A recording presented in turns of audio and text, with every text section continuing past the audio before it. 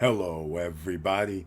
I'm your host, Eric Bird, here at StopStrugglingNow.com. And today we have to talk about something that I get a chuckle out of. People are saying corporations are buying up homes. I'll repeat. Oh, corporations are buying up homes. We can't buy homes anymore.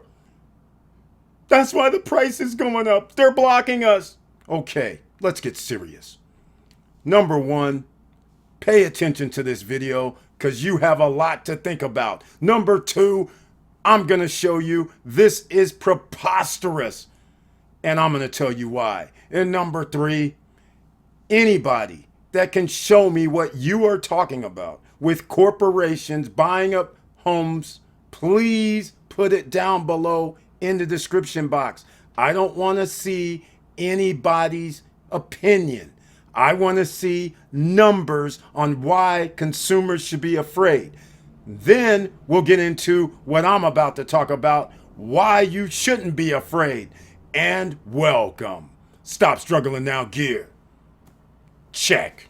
And please like, subscribe, and click the bell below so you get the latest updates. Now, let's get to it.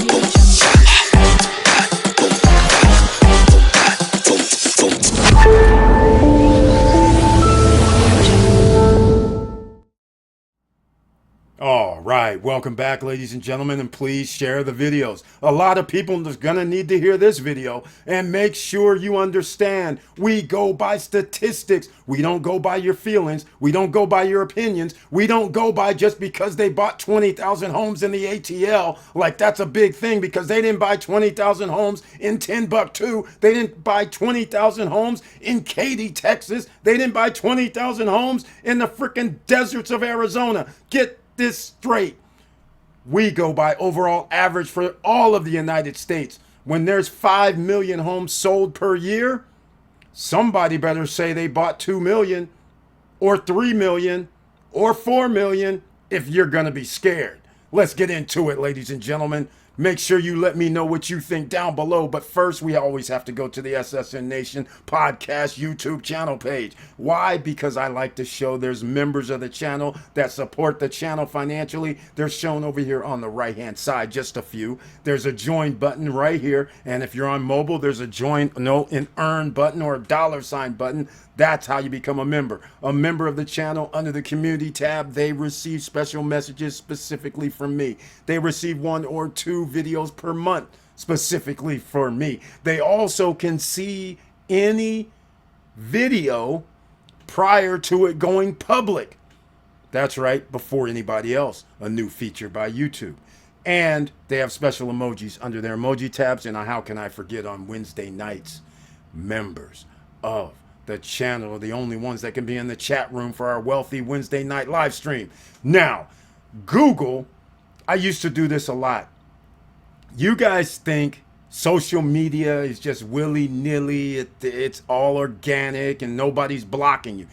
I used to be able to go to the Google calculator and put in how much you're buying, put in the percent, your mortgage rate, and go 30 years or 15 years, and it would calculate your monthly payments and taxes and any other fees. And at the end of that, it would show you how much you paid total over 30 years for the house, including the interest. Well, Google changed that aspect of it. Because why? Because again, remember, it's a bank. It's an investor's tool, whoever's holding the paper. What do I mean by holding the paper? That's a derivative. Holding the paper means I can turn around, put down 10%, 3.5% if it's an FHA, 20% to not have to have PMI and a bunch of other things. But I can put money down On a $500,000 house, I can put 100,000, 80,000, 25,000, it depends.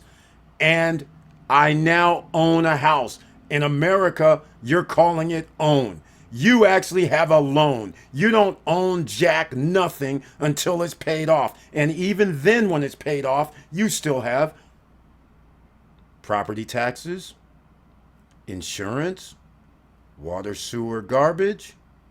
You're not escaping continual payments. And if you have an HOA, ask people in Florida how that's going for them.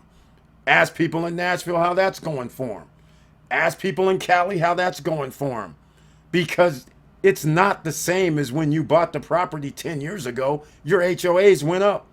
Probably double, triple, 5x. Who knows? It depends on what part of the country you're in. So, with all that said, let's get into this first phase. I'm going to the mortgage calculator because there's a misconception that's going on around here. I have to get on the screen for this. There's a huge misconception. A home is not an asset. SSN Nation knows.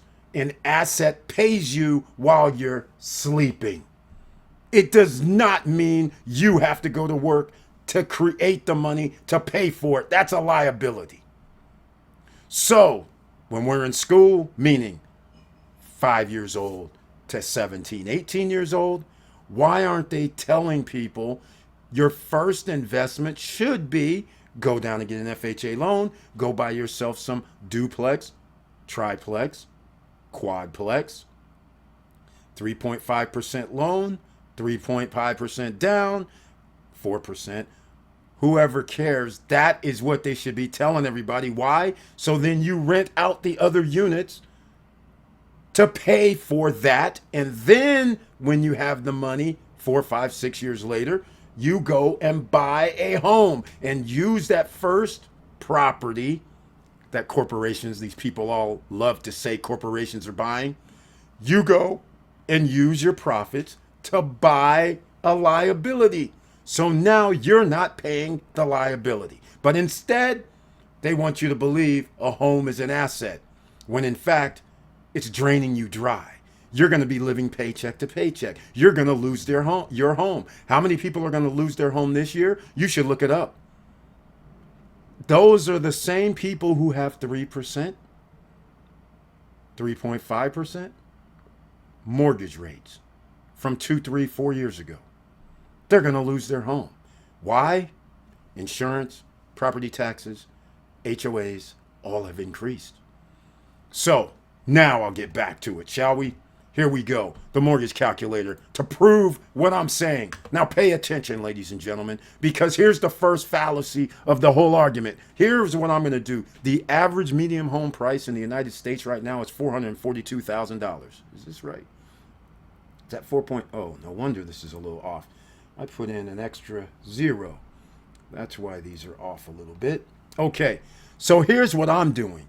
I'm putting in this loan because you remember, if you put more money down, that reduces your monthly payments, right? If you put 10% down, your monthly payment's going to be higher than what we see here. If you only put 4% down or 3.5% down or 3% down, it does not matter. 1% down, your payments are going to be higher than this. So I put in almost somewhere between 17 to 20%, right?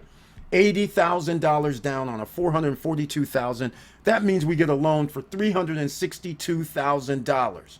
But remember, you already departed with $80,000. Also remember that $80,000 on a JEPI, JEPQ, or an ETF, QQQ, just remember, you just gave that up. All right? Now, instead of it sitting at the stock market where it's liquid in your brokerage account where you're earning like 8, 9, 10% per year or more, then you're sitting there like you would be fine. You're still going to collect it at the end of the year. You're collecting money and you didn't even have to work for it. But yet you gave up your 80,000, no problem. Great for you. You got a house. You own a house. No, you don't. It's a loan. First of all, now let's get into it. $362,000 is what you owe 30-year, and I dropped it down to 6%, which you generally can't get right now. But let's just say in about another 3-4 months you'll be able to get 6. Well, actually next month you'll be able to get 6%. Now, annual PMI, well, we can drop. We don't even have to have a PMI, quite frankly. We'll just make it 0. All right? Because you're putting enough down. You're not going to have a PMI. All right? Now, discount points. Oh, we got points. You're going to have points on yours too, ladies and gentlemen. Closing costs, we'll keep it. This is all reasonable. You're going to have points coming out. That's what your mortgage lender is going to do. They're going to take a point here, a point there, whatever. You're going to have, 4,000 or 5,000, whatever. Property taxes, I put 1.5%. All right? You can check your city and state, locale, and figure it out. Annual homeowners insurance, this right here is a variable. If you live in some of these states right now, $2,400 is not even a thing. It's more like $3,000, $4,000, $6,000, but I'm going to leave it at $2,400. That's it. I'll leave it at $2,400, and I'm not even going to include an HOA. We'll pretend HOA doesn't exist. Now, let's just hit this calculate button. I want to see what this looks like. Look at this. People go, my monthly payment, $2,170. My real estate taxes, $552 a month. My monthly insurance, $200. My payment is now $3,000. Now you have to make $9,000 per month or more. You have to make over $100,000, right? Household income. That also means you don't have credit cards. You don't have a car payment, which are also liabilities. Okay? Now, you're paying all that living paycheck to paycheck. 70% of the population is living paycheck to paycheck in America. And because everybody wants to buy a home, okay, stop with the home thing, and I'm going to keep going. Because here it is, loan to value, 81.9%, monthly PMI. Okay, that's not what I want to get into, really. Here's what I want to get into. Look at this. Pay attention, folks. Total interest over 30 years is $419,000. Interest. You're buying the house for $442,000. Your interest is $419,000. So when somebody lives in their house and it's free and clear, then they come back and tell you, "Oh man, my house is selling for $800,000, $900,000. I only bought it for $400,000." You best believe it better be worth that, because you just paid $800 and some $1,000 for the house, and you didn't include all the maintenance and upkeep you've done over the last 15 to 30 years. So, with all that said, does that sound like a great bargain to you? It's a bargain for the banks, because hell yeah, I'll take that $419,000 and all the way to the bank. In fact, I don't even have to wait, because as a corporation, I'm not waiting 30 years to get my money. Are you serious right now?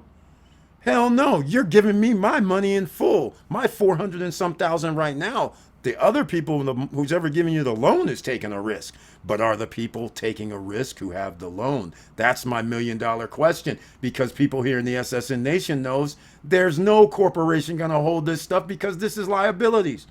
Here it is again, just so you can see it in black and white. $419,334 is interest. Your principal was $362,000, and you gave up $80,000 to get into this thing, and you paid $3,300. By the time 30 years rolls around, this is going to be like $4,000. Your annual insurance has gone up, water, sewer, and garbage gone up. Your taxes have gone up. Come on, stop playing with yourself out here. Okay, as time goes on, you're paying more money in a liability situation. So if I'm a corporation, what am I going to do, ladies and gentlemen? You know what I'm going to do? I'm going to tell you what I'm going to do. The people in SSN Nation, they know, and welcome to the SSN Nation. They know what we're going to do. You're going to sell the paper to somebody else. Why are you going to hold the paper? The person only put down $80,000. That's all you collected. You're guaranteeing that house because of the value of the home. The person defaults, you get the home. I don't want the home. If I'm a corporation, in reality, unless I'm going to do you wrong, I'm just going to rent to own. But then that's a liability in itself. When people lose their jobs, default, now I got to deal with that. Why? I can just sell the paper. You gave me a $442,362 note. How many of you know, if I do this enough, let's just say I do it 1,000 times, because I'm a big time corporation, like all these big time guys say on the YouTube channels and internets. Let's just say I buy 1,000 homes. Great. And I used a loan factor. You're damn right, 1,000 homes times $80,000. I'll do that all day, every day, but only with this in mind. I'm going to sell the paper. Who's the highest bidder that will give me $200,000 for this note, that derivative? Who will give it to me? I want to exit. I'll take the 200. I'll get the 120 profit times 1,000 homes. Do the math. All right, let's get back to it, ladies and gentlemen. While you out here playing around, listening to this nonsense. An asset is anything. Now, listen to this. I wanted to bring this up because here's Nationwide Mutual Insurance Company. They're selling insurance. So listen to what they say an asset is. An asset is anything you own that adds financial value. Key word here is own. Now, I find this fascinating, as opposed to a liability, which is money you owe. I'm like, 99% of people don't own their home. And then listen what they say a liability is, which is money you owe. That's the definition of a liability. That's a definition of a loan for a home. Now listen to this. Example of personal assets includes your home. How is this making sense? Make it make sense. They just said what a liability is, which is money you owe. You owe for a home. Majority of people around the world. Nobody has 4, 5, 6, 800,000. Not nobody. A lot of people don't have that kind of money sitting around who's willing to buy a house. They're going to be like, are you crazy? Why am I going to buy a house with my cash? Wait, Dave Ramsey. Why am I going to go buy a house with my cash when that same $400,000 can make me at the stock market level 10%, 20%, 15%, and I get a dividend check every month? What are we talking about here? That doesn't even make any sense. You could be collecting $4,000 a month. Is that what we're saying here? Why? Again, makes zero sense. And they exactly explain to you, and then on the other hand, they're telling you a personal asset is your home. And I'm sitting there like, no matter if you own your home free and clear, that's a liability because it's money you owe for holding that damn thing. All right. Other properties such as, now we're getting to what's an asset, a rental house or commercial property. That is an asset because we have profit. We're not working for it. All right, let's go down to the next one. U.S. News and Money. Your home, particularly a primary residence, is one asset some say you should exclude. You're damn right, because you need a place to live. The likelihood that you'll ever liquidate that asset is low. That makes more sense. So, can we stop with all this nonsense about a house is an asset? And now here I go with the full array of investment firms buying, investment companies pricing out home buyers, Wall Street backed companies buying up single family homes. Look at all this. Look at this. Look at this. Look, and look. This just is out of control. Woo, the boogeyman. All right, ladies and gentlemen, let's get to it some more, shall we? Here we go. Let me clear this up for you. We're in 2024. There's number of homes sold in millions of units. That's 4.62 million homes sold. How many of these how many homes are these that are bought by corporations? Anybody know? Anybody? And what I want to know is, what are you calling corporations? Because in America, we have people who understand if they're in the real estate business, they put it under their LLC or a corporation. Are you talking about LLC corporation like investors? Or are you considering corporations like a Blackstone, Invitation Homes? What are we talking? Vanguard? What are we talking about here? ETFs? Real estate investment trust? That give you a return on your investment of 3 to 5%, and you're all happy about that? Go to ET, Energy Transfer. It's an energy company. They'll give you 8% a year, and you're liquid. Because on those situations, you can't even withdraw if you want. Redemption. Come on. This is ridiculous here. Now, I want to know, anybody down below, all these people that think these corporations are buying homes, here it is, 2021, 6.12 for everybody on podcast. 2022, 5 million. 2023, 4 million homes sold. And so far in 2024, 4.62 homes sold. So you're going to tell me corporations bought 2 million homes? 1 million homes? Anybody got any stats for this? Anybody? 500,000 homes? And I'm talking about, are we talking about corporations like the Vanguard, Blackstones, JP Morgan's, giving some American for Homes, I believe it was called American for Homes, giving them their $1 billion debt facility so they can go out and buy homes on the average price of, let's just call it $442,000? You, who care if they bought 20,000 homes for $442, that $1 trillion, that $1 billion is going to be busted through.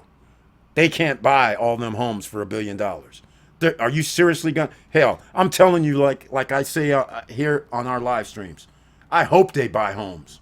Good for them, great for them, because that's a stupid move. Quite frankly, the only move that makes sense is when you flip the paper, which is why we got in a situation in 2007, 2008, and 2009, because they went around the world and sold the paper.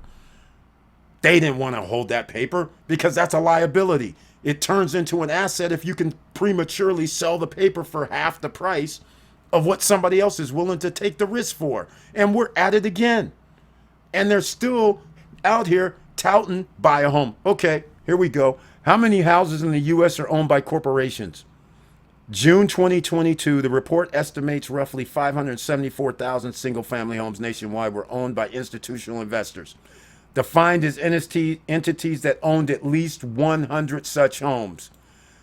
Only 100?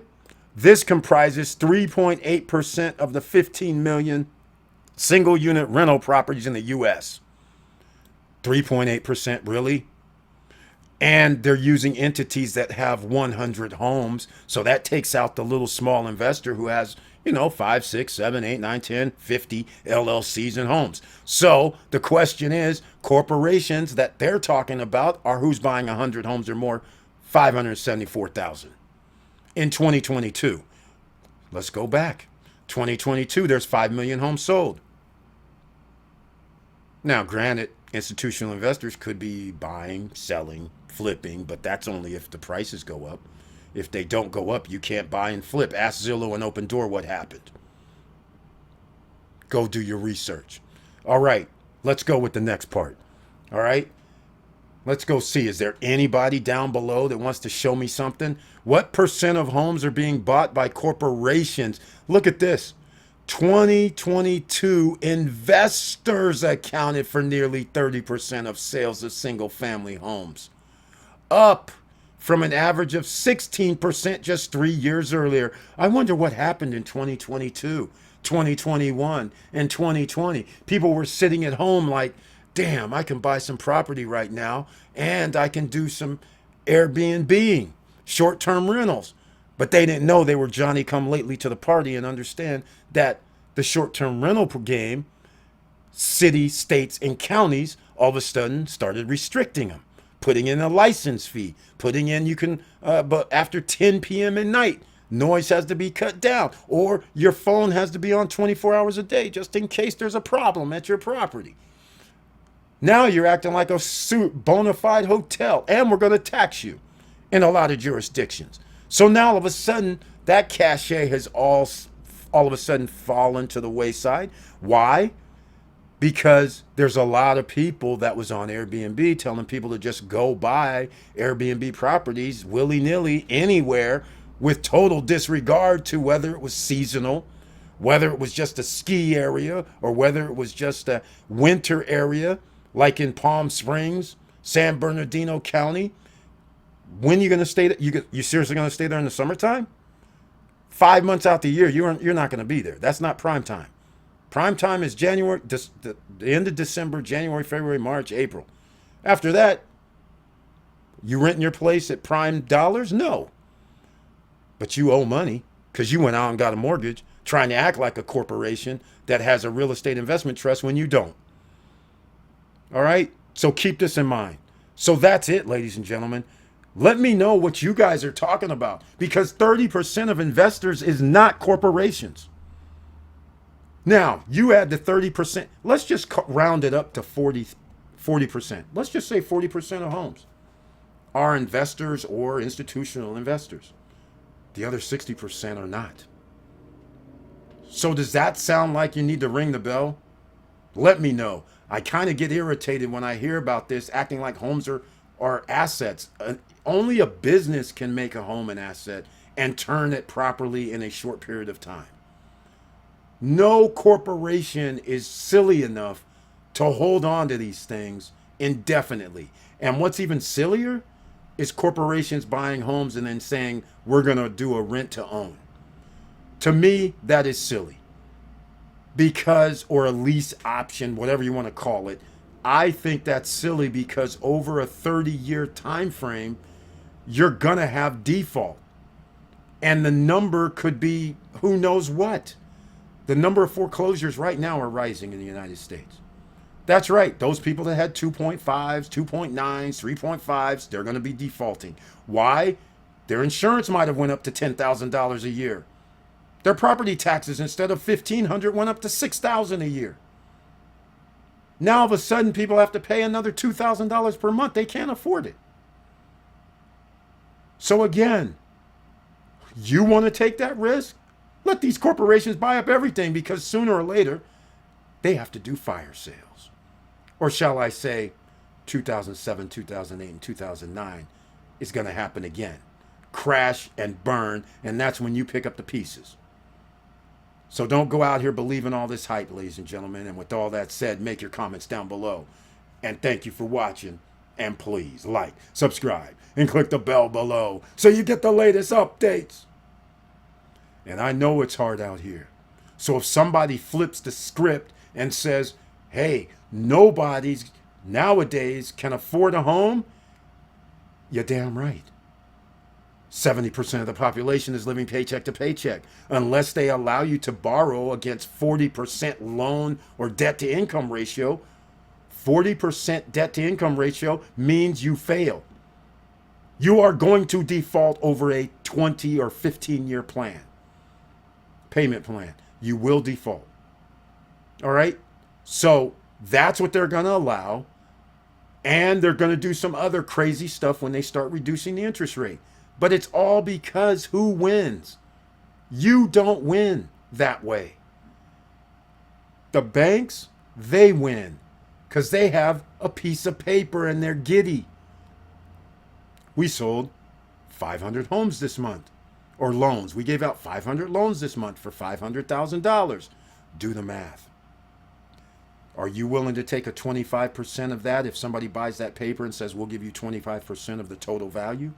You're manufacturing money out of thin air on $80,000 down payments. Some of you already know what I should be talking about. How many of you own homes and get a notice in the mail saying your mortgage is now going to be handled by another company? That means they probably sold that note.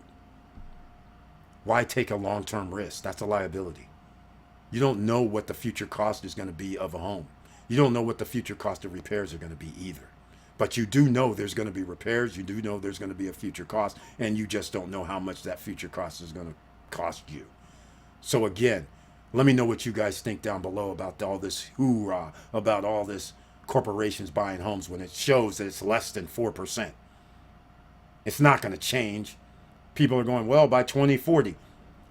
2040, the middle class, upper middle class, has been wiped out in 3 years. We're not getting to 2040. So what? All the corporations that people can't use any disposable income to invest in a Vanguard or BlackRock, who can't invest in a real estate investment trust because you don't make enough money. Now all of a sudden these guys are going to use your money to go buy corporations that buy homes that you can't pay for. That makes zero sense when you think about it. Somebody change my mind. I dare you. And with all that said, keep your head up, keep moving, and I'm out.